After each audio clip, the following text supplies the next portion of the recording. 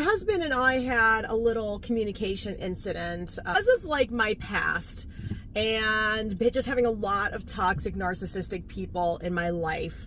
I tend to not trust, and not because someone in my life is not trustworthy, but because I've had so many different types of incidents in my life where I did not have a safe space.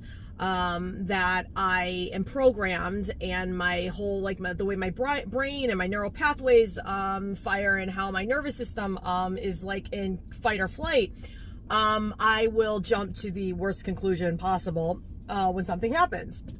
Where I've been doing a lot of work on myself is knowing when to take a deep breath and not react and not automatically assume, right? Or react on the assumption that someone is actually after me. So this stupid thing happened at our house, and it's happened a few times, and again, it's just been complete coincidence. But my trauma brain was like my programming, and just, I guess, my imbalanced energy systems had me paranoid again. And instead of like what I normally do is I just tell myself, like, okay, this is not a big deal, Renee, you're overthinking it, whatever, I leave it alone. It's happened a few times. So instead of just trying to talk myself down from it, this time, I called my husband and asked him, like, hey, did you do this, or on purpose or whatever? And I didn't like accuse him, I just asked him. So anyway, I just wanted to tell you guys that story, because at the end of the day, we're gonna talk it out. Again, we both come from a lot of trauma in our lives and abusive relationships, and so it takes us time, and it takes us patience, and that's where, like, we really love each other, and where we show up for each other, because we will get into it, but then one of us or both of us will take a deep breath and take a step back, instead of like going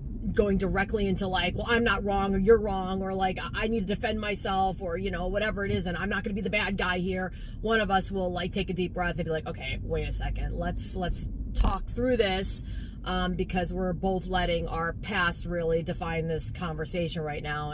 And at the end of the day, if we keep going like this, and one or both of us has to eat shit later on, and that's not fun. So if you really have somebody that shows up for you, loves you, creates safe space for you, and something happens, and you're the false like narrative and the lies that your ego tells you in your mind, and your inner child, like the where you need to like take care of your inner child and love yourself, that starts to act up in an emotional sense. That's what meditation, like learning how to meditate, is good for, because it helps you to take a deep breath, to stop, to really assess the situation, and see, like, is this my trauma, or is this something that needs to be addressed? And even if it does need to be addressed, being able to address it in a way that's like loving, you know what I mean? That it's not like defensive, that's not aggressive. And I think that's really, really important. So remember that.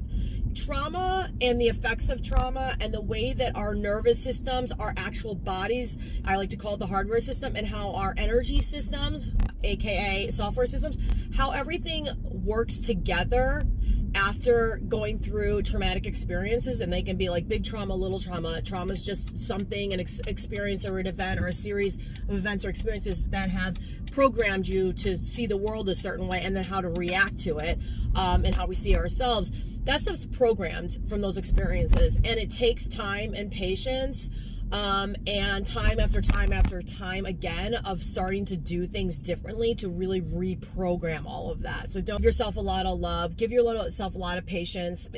Forgiveness is key. Forgiveness of yourself when you're in these moments, and also forgiveness, of other people who maybe don't understand and can't really necessarily show up the way you show up. I think that we've all been through something, and some of the degrees of trauma of those experiences is more extreme than others, but I think all of us have not necessarily the healthiest way of being able to cope and react and communicate or whatever. So it takes a will, it takes awareness, and we just have to want to change, and want to feel better within ourselves and want to have better relationships.